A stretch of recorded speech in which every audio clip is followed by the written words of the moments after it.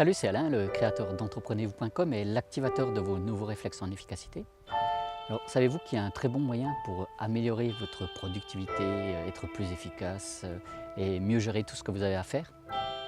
C'est ce qu'on appelle le mode projet. Si vous voulez en savoir un tout petit peu plus, restez avec moi, on va évoquer ce qu'est le mode projet.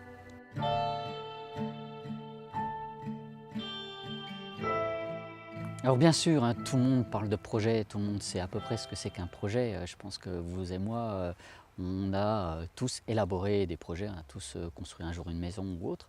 Mais il y a quelques règles qui ne sont pas très bien suivies, surtout chez les solo-entrepreneurs. Et je souhaiterais évoquer justement ces éléments-là pour vous aider à gagner en productivité et faire les choses peut-être un peu mieux, un peu plus vite. C'est structurer vos projets.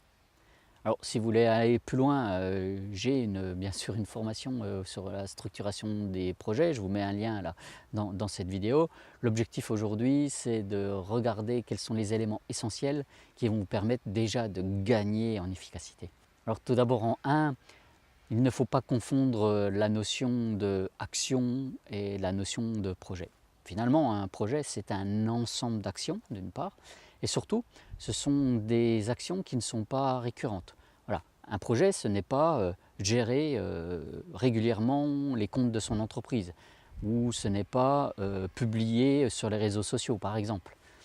Ensuite, le deuxième élément sur lequel il faut être vigilant, c'est qu'un projet a un début et une fin. L'erreur que font souvent les entrepreneurs ou les managers, les leaders, c'est qu'ils démarrent des projets et le projet est infini.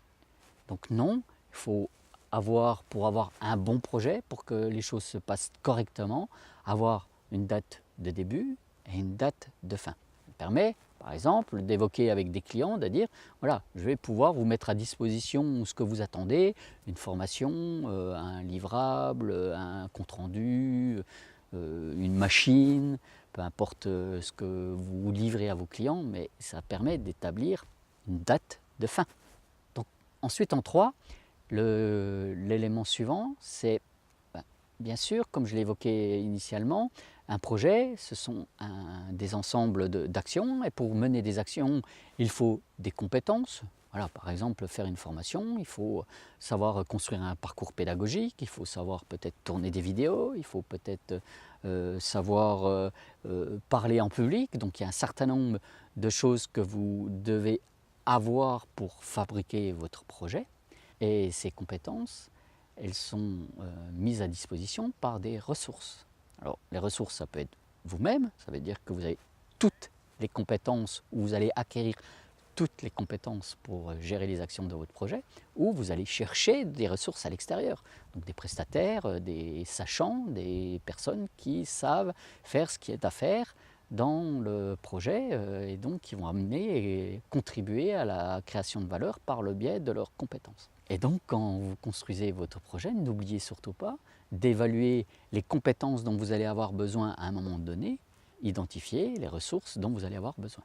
Et le dernier élément, le 5e, c'est pour construire un projet entre guillemets qui va aboutir en temps et en heure, c'est de faire l'évaluation de chacune des tâches. Combien de temps vais-je avoir besoin pour faire l'étape 1, l'étape 2, l'étape 3?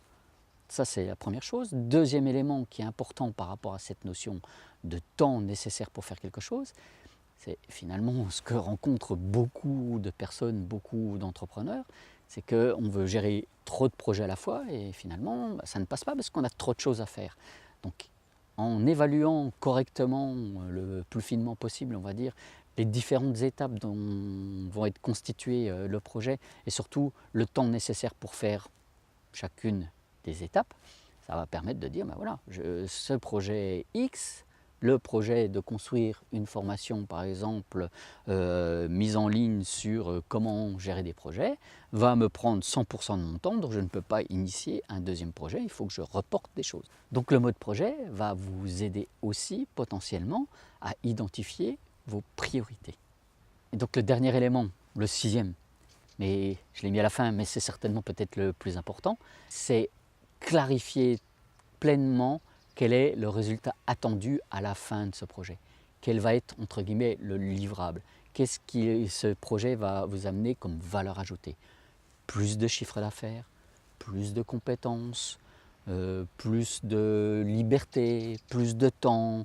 Enfin, évaluer correctement le résultat attendu par rapport à votre projet.